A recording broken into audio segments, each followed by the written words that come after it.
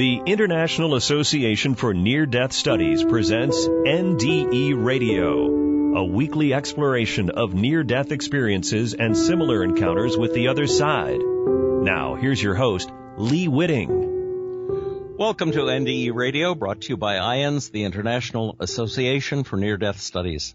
I'm your host, Lee Witting. One of the services IANDS provides its members are monthly accounts of NDEs as written down and provided to IANDS by the experiencers themselves. I tried to read these experiences as they come out, first because they are fascinating, and second, to give everyone interested in NDEs and the afterlife the reminder that IANDS is well worth joining. This first report comes from the December 2010, actually it's the spring of 2010, Vital Signs, which is the quarterly publication that I used to edit. The title of this article is Approaching the Final Threshold of Death, Understanding the Purpose of Life. It's by Melissa Jones, the experiencer. More than 3 decades have passed since I fell from a horse and found myself moving away from our physical plane toward the indescribable bright light, the source of all that is. It was intriguing to realize I was dying.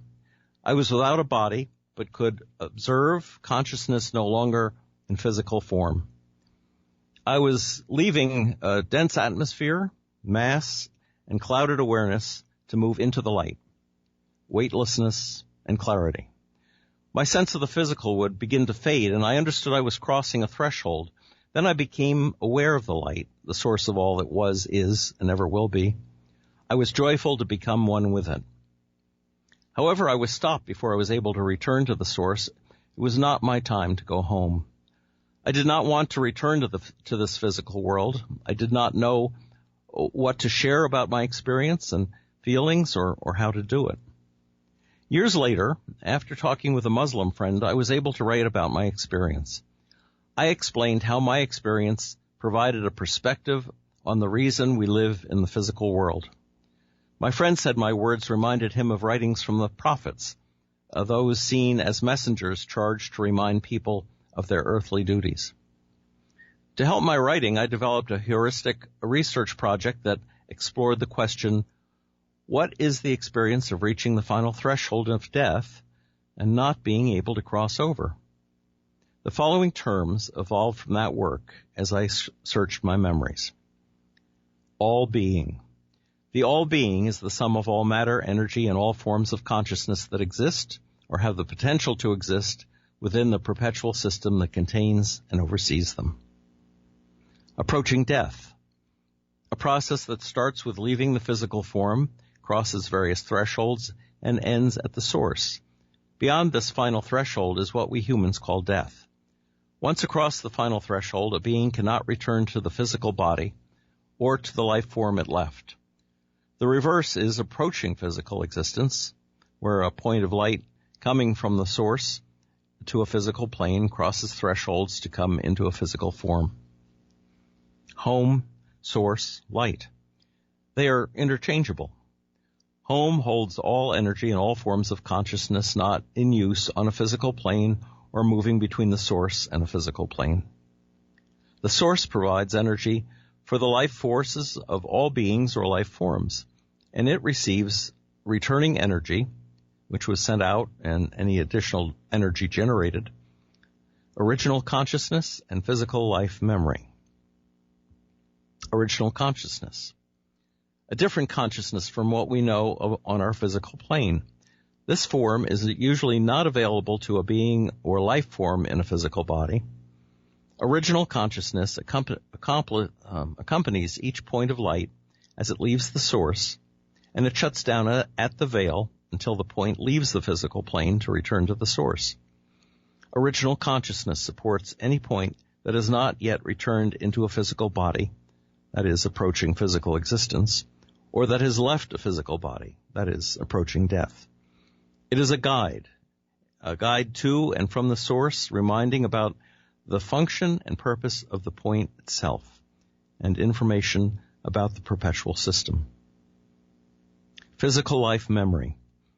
Any memory of life in a physical body that is retained by a point as it moves away from the physical plane back to the source. Some points retain many and strong physical life memories, while others may only retain few or weak memories. These memories are returned with a point of light into the source. Physical life memory remains intact for a period within the source and then transforms back into pure energy. Point of light, or point. A tiny bit of energy from the source that powers a living being or life form on any physical plane in the all-being. Veil of remembrance and understanding, or veil. The threshold closest to a physical plane. At this threshold, physical life begins for a point coming from the source. It is at the same time where a being or life form leaving a physical plane becomes aware again of its original consciousness. Whole consciousness. The total combination of whole consciousness and physical life memory within the source. As I moved toward the light, I realized I was connected to it, yet still separate. I became aware I was a tiny point of light moving within countless others in an awesome vastness. Many of the points were like me going toward the light, returning home. Many were moving away from the light. I understood each point would become a new individual life form on a physical plane somewhere in the all-being, whether ant or elephant on Earth or some other form of life humans do not know.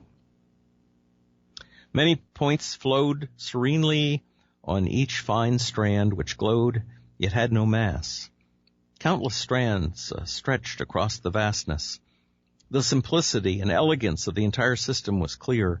Each point was the life force of an individual being or life form, and it was comprised of pure energy, unconditional understanding held in multiple forms of consciousness, and one other important element, the drive to experience. The closer I moved to the light, the less I held memory or sensation about an ego self in physical form. The light was indescribably bright, and I longed to reach it. I felt an overwhelming sense of belonging and joy. I began to understand how I had been separated from the light while I had existed on the physical plane. A great sadness came over me as I realized the isolation each point endures for the time it is in the physical form. It became clear that the isolation in our physical bodies is a necessary part of the system. I began to sense I was reaching the final threshold before the source. At this point I was stopped. There was the merest hint of weight, space, and some faint bit of matter moved around me, and then I would no longer see the light. I was achingly disappointed. I awoke sitting up, cradling my left arm across my body. I pulled my left elbow forward, and my arm chunked into its socket. It had been dislocated, and I wondered how I knew what to do. There was no pain. Then I heard my husband calling, and I knew I had to listen to the sense that had helped me with my arm. It told me not to seek medical help and to stay alone and heal myself. I returned in stages to my physical body. The damage from the fall was being repaired, but I did not understand what drove it. I knew I needed to accept I had been thrust back for a reason I would likely never comprehend. Whatever I was needed for could happen a week or 50 years after my return. This made me laugh, which was part of my healing. Part of my healing was learning to deal with the grief of having to return to my physical body.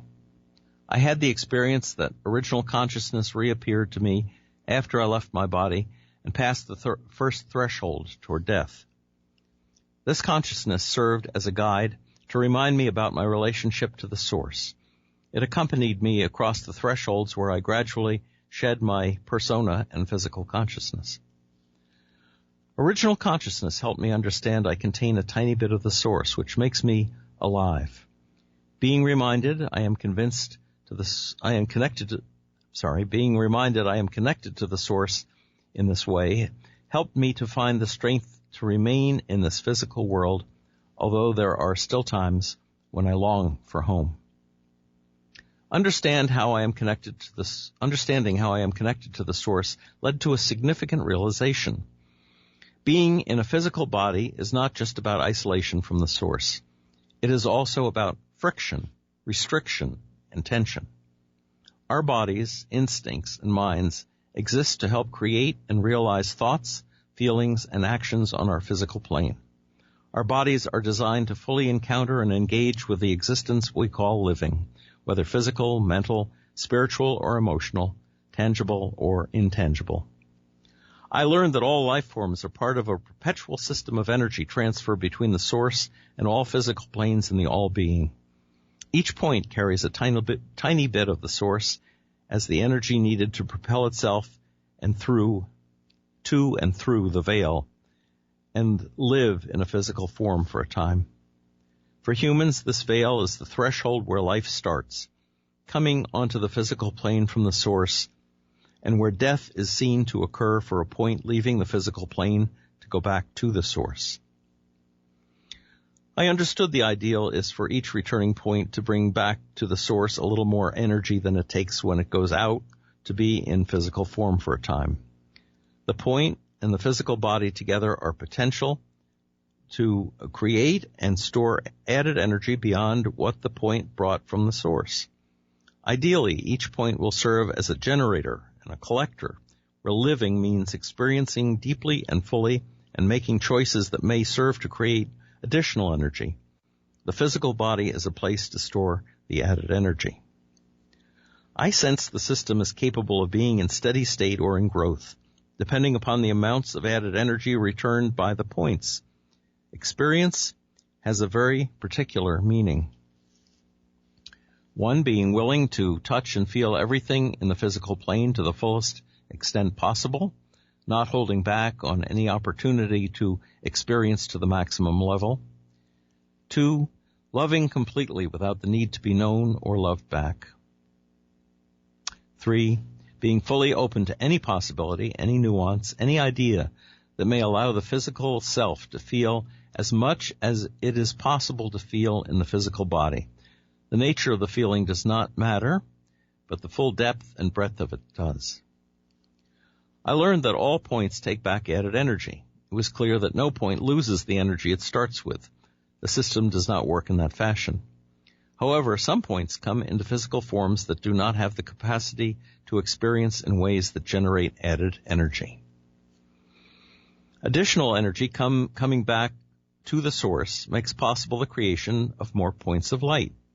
As more points assume physical form, more energy may be generated and brought back. Then more beings or life forms may be created and populations may increase over time.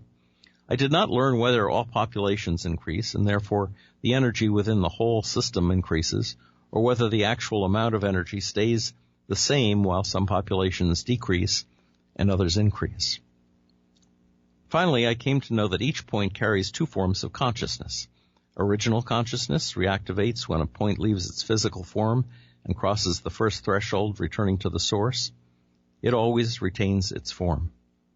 Physical life memory exists for a time and eventually resolves back into pure energy. Because strong physical life memories may remain intact within the source for a time, some of them may be bound up with new points that are being created. The ladle of creation is indiscriminate as it scoops up energy to create a new point. Thus, a new being coming into a physical plane may carry energy that includes consciousness in the form of memory strong enough to be retained by returning points of light. What I have so briefly described here is now a part of the fabric of my life. I will share it to the extent possible, and it will be part of the experience I take home when I return to the source. And there, that account and that understanding of that account ends. And now I'm going to follow up with the latest report from IANDS, the monthly report for December 2018 that gets emailed to all the members. In this account, a young woman has an allergic reaction to a drug she had taken for many years, but which had reached a toxic level in her system.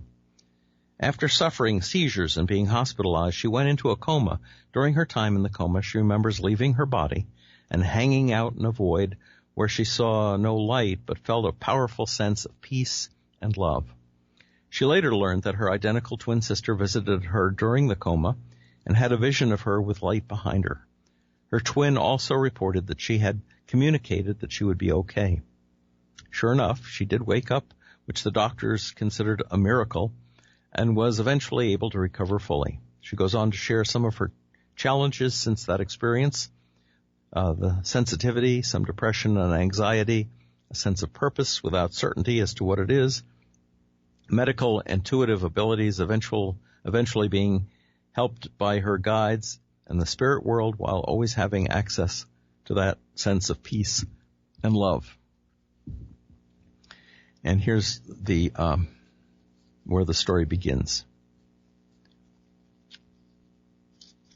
My experience happened more than 20 years ago, but the details remain as though no time has passed.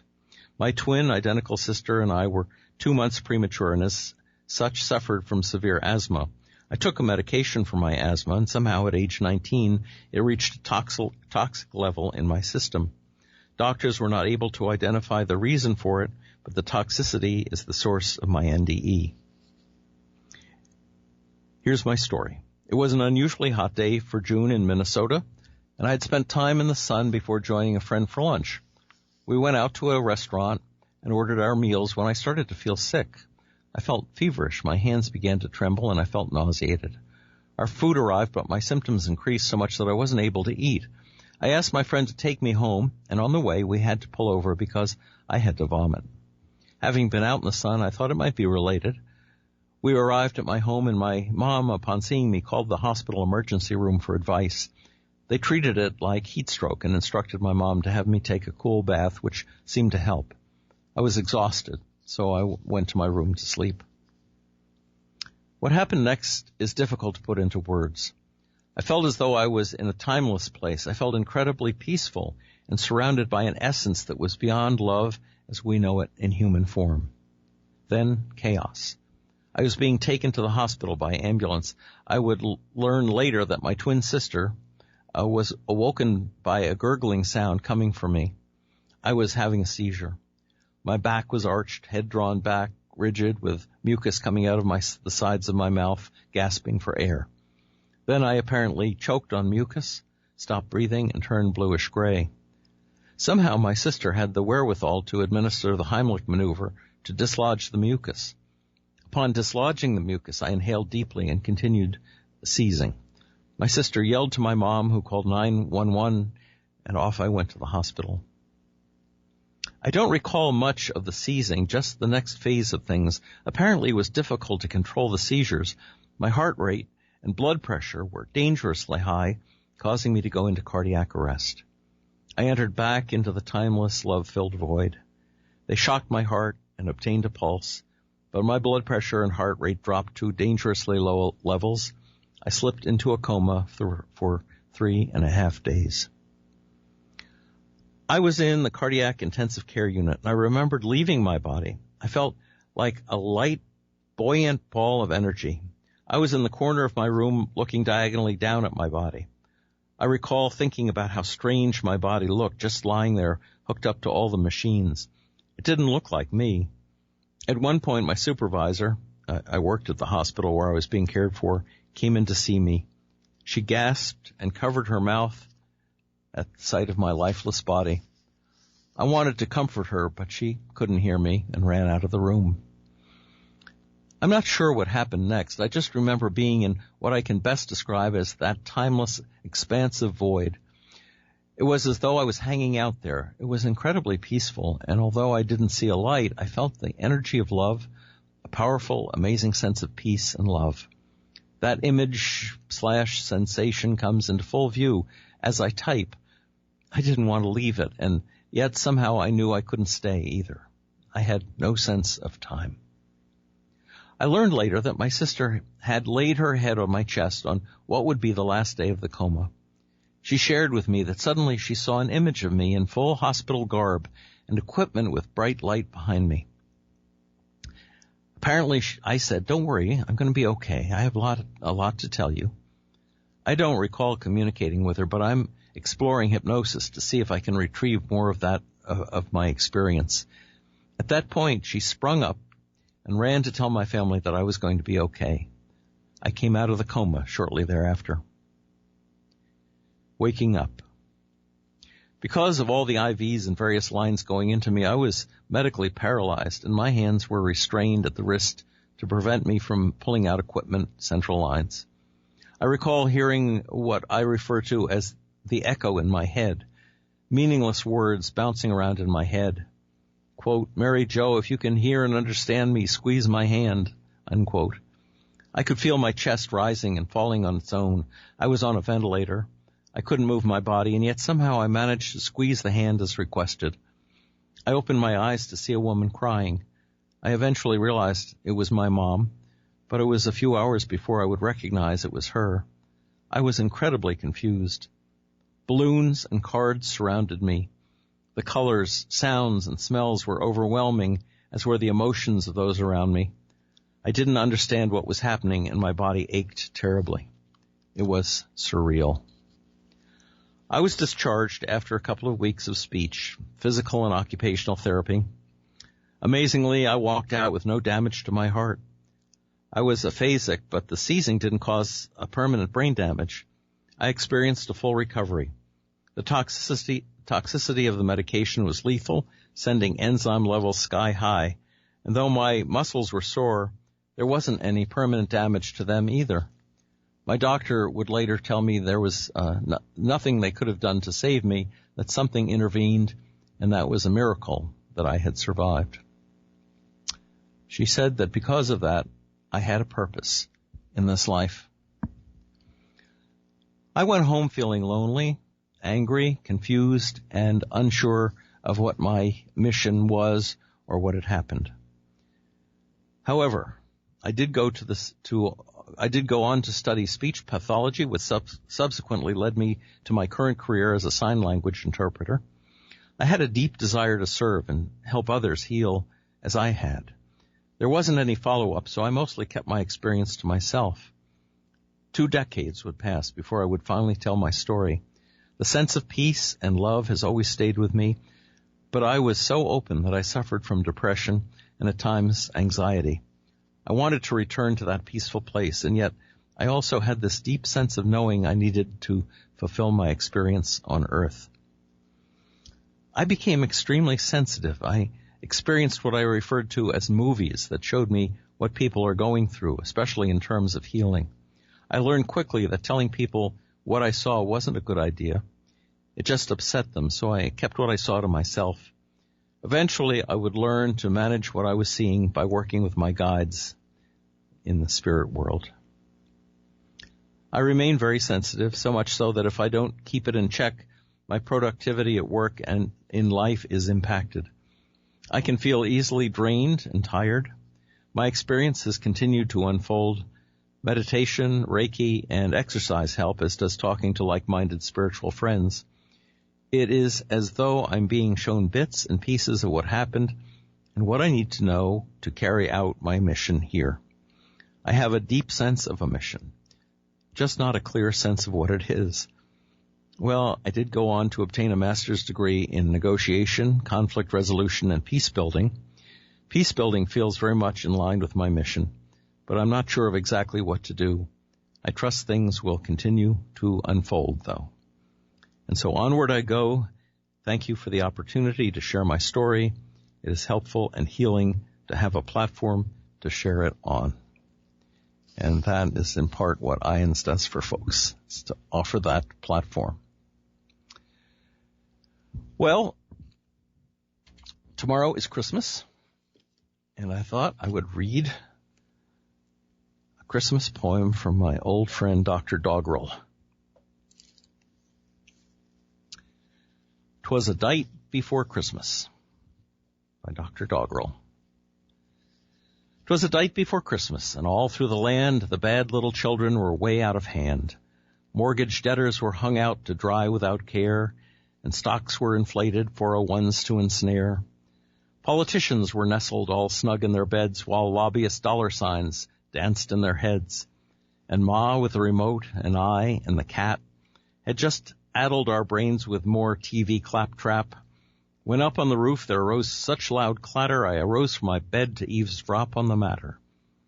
Away to my roof cam I flew like a flash, tore open my laptop and fired up the cache. The Wi-Fi emitted its soft moonlight glow, though global warming had ended the chances of snow. When what to my wondering eyes should appear but a fat little man arguing with his reindeer. There's no one deserving, the fat man did say. There's no point in running around in this sleigh. Saint Nick shouldn't follow where Old Nick has been, rewarding with presents those hip deep in sin. His eyes, how they blazed up. His anger was hairy. His face turned quite purple, his nose like a cherry. At Rudolph he pointed a loaded crossbow, and the look on his face said, "Let's just end this show." Since I gave up smoking, I've noticed this grief. This pain can't be covered by some Christmas wreath. The poor just grow poorer. I don't have the belly to stomach the horrors we see on the telly. As I shut off the laptop and was turning around, down the chimney St. Nicholas came with a bound. He was dressed in faux fur, a conservationist elf, and I sympathized greatly in spite of myself.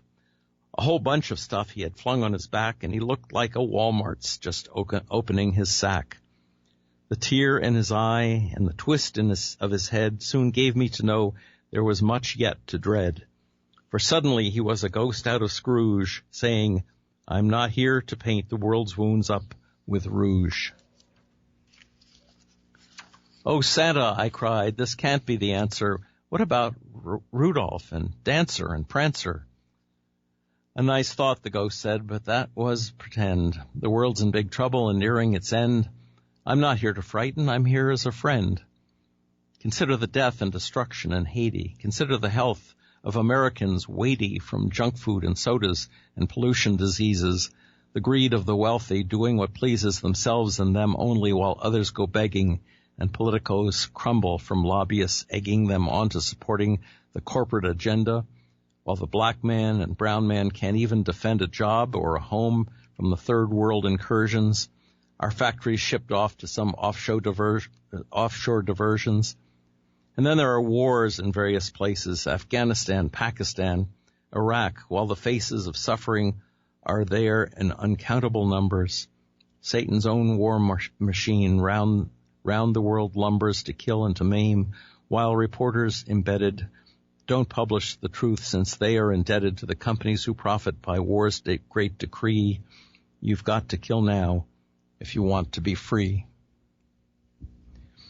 Oh, Santa, I hear you, but what can I do? I buy food for the table, then the mortgage comes due. Putting oil in the tank is the next thing that's pending. I don't see my story having some happy ending. I understand your dilemma, and that too is my problem. Old Santa's become a commercial hobgoblin, a tool of the market to make you go spending, so my story as well has no happy ending. But as the spirit of Christmas, I can bring you the truth. Christmas is not about deer on the roof.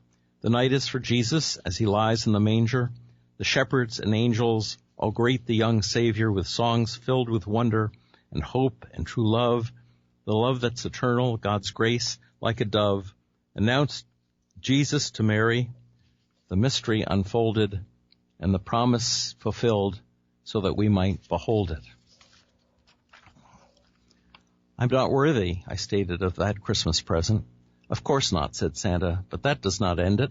The Lord comes to save us, and worthy in all. The height of God's love now does not count how tall or small is your stature, your prestige, or standing.